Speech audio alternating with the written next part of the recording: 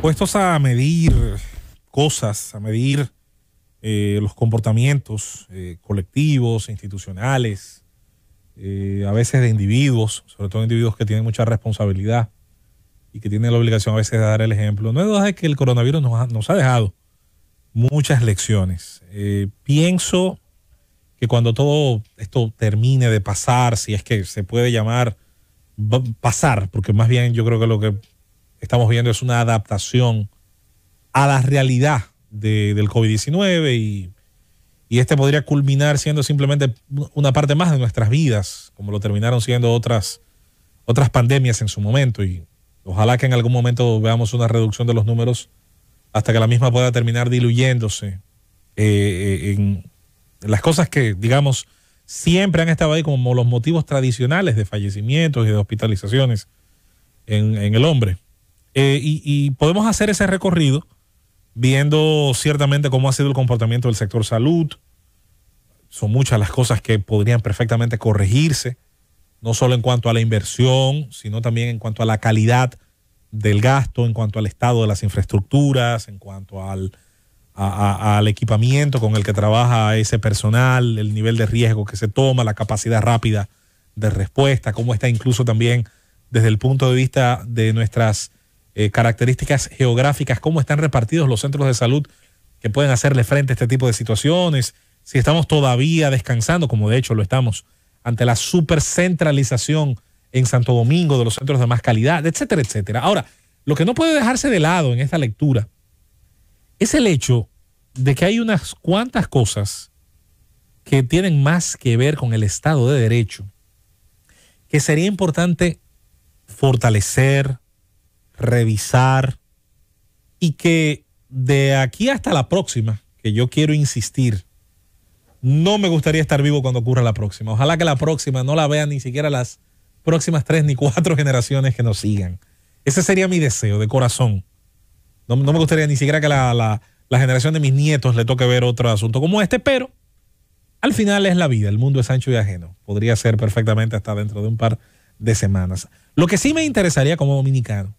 sería el hecho de que cuando esto ocurriera, encontrar a la legislación dominicana, encontrar a nuestros códigos, nuestras instituciones que están obligadas a cumplir estos códigos, estas leyes, con mucho mejor capacidad de lo que ha ocurrido en este momento. Me voy a referir, por ejemplo, a algo que podría ser una obviedad, pero no lo es. Cuando se remite al ciudadano presidente de la República la necesidad de declarar un estado de emergencia, que yo en su momento me lo encontré bastante bien, resulta que además del señalamiento constitucional de cuáles son los tipos de declaración de emergencia y de cómo debe hacerse para que se lograra de manera legítima hacer descansar una serie de poderes y consideraciones sobre el presidente de la República, nos encontramos con que los textos tenían una serie de vacíos elementales. Por ejemplo, en el toque de queda, ¿cuáles cosas sí constituían una violación del toque de queda y cuáles no? Encontramos que en medio de esos grises, en medio de esos vacíos, en esos limbos, vamos a llamarle, ¿qué hace la fuerza pública? Por si las dudas, porque me están grabando, porque me van a criticar,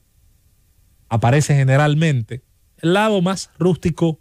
violento, arbitrario muchas veces de nuestras instituciones. Y que conste que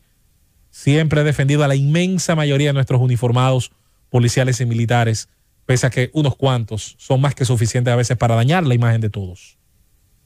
Estar frente a la casa será para la próxima una violación del toque de queda. Lo será estar en la galería, lo será a las 7 de la mañana que alguien muy infeliz saque una lavadora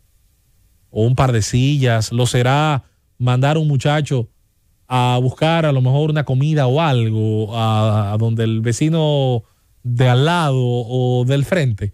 lo será subir a la muchacha que sale de la casa, dice ella, de su madre o abuela, que a la que no, sí, súbase.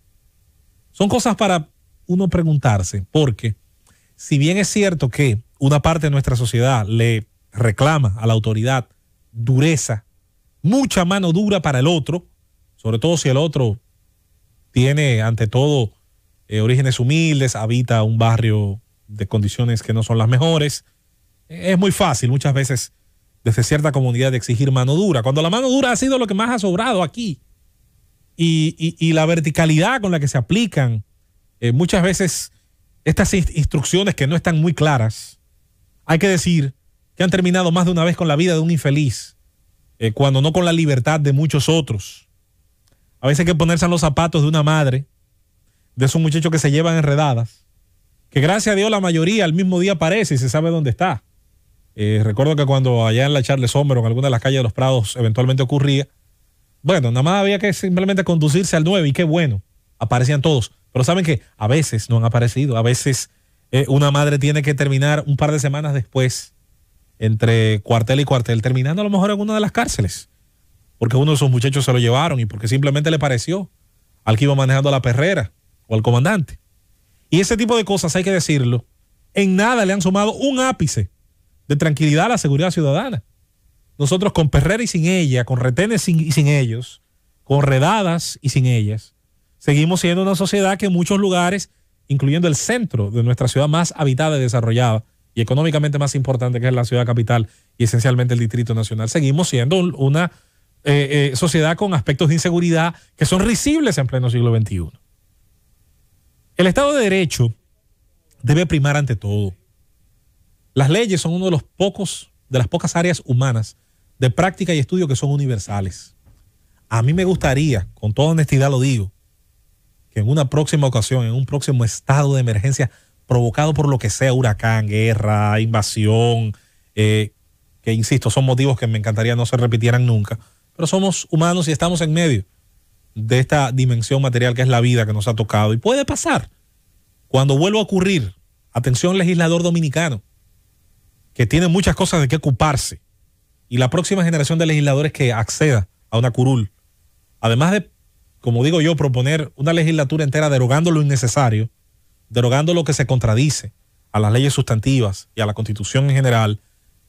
también hay que legislar en positivo y legislar para aclarar una serie de cosas, pero también entrenar, equipar y hacer de nuestras fuerzas del orden, que son entes auxiliares del Ministerio Público, de la Judicatura y en general del brazo de la justicia y de la ley y su interpretación correcta, porque eso es el Estado de Derecho. También hacer una mejor policía, hacer también unas mejores Fuerzas Armadas, que también constituyan en el apego al respeto a las libertades, que es lo primero. Y después, para preservar las libertades de la mayoría, bueno, vamos a ponernos de acuerdo con cuáles libertades estaremos dispuestos a ceder en un momento en especial. Lo ocurrido ahora, y con esto cierro, Francis, lo ocurrido ahora con Proconsumidor, que lo que hizo no fue en nada en defensa del consumidor, más bien pienso que es un error terrible que afecta a la libertad de empresa y la libertad mía como consumidor a tener opciones. Quizás indignó a mucha gente porque, claro, tocó a una parte de la clase media que puede consumir. Pero, señores, pensemos en cuántas veces se han violentado leyes y en cuántas veces se han violentado principios